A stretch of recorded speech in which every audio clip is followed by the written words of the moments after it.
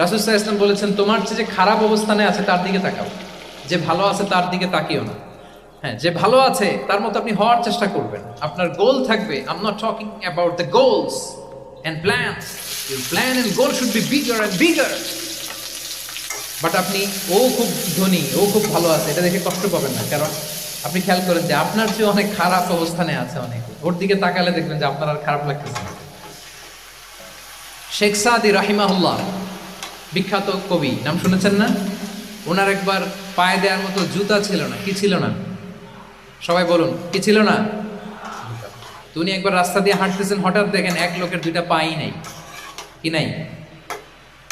শুকরগুজার হলেন, চিৎকার করে বললেন আলহামদুলিল্লাহ, যে আল্লাহ অনেক ভালো আছি, আমার জুতা নাই এজন্য মন খারাপ, ওর তো পাই নাই। এজন্য বেঁচে যে আছি এজন্যই আলহামদুলিল্লাহ। লা ইন শাকারতুম লা আযীদান্নাকুম ওয়া লা ইন কাফারতুম ইন্না আযাবি লাশাদীদ। আল্লাহ বলেন, যদি শুকরিয়া করো, শুকরগুজার হও, আমি আল্লাহ নিয়ামত বাড়িয়ে দেব।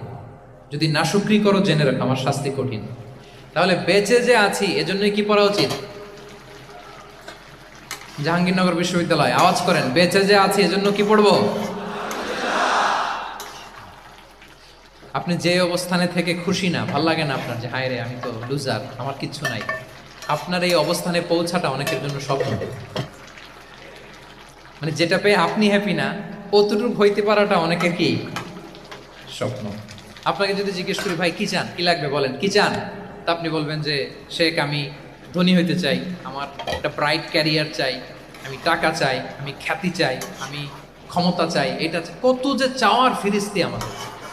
আপনি একটু একটা ক্যান্সার হসপিটালে যান তো, ক্যান্সারের 3rd স্টেজে চলে আসছে, ধুকে ধুকে লাস্ট স্টেজে চলে আসছে। আপনার তো অনেক কিছু চাই, আপনি ওকে একটু জিজ্ঞেস করেন যে ভাই আপনি কি চান? ও টাকা চায় না?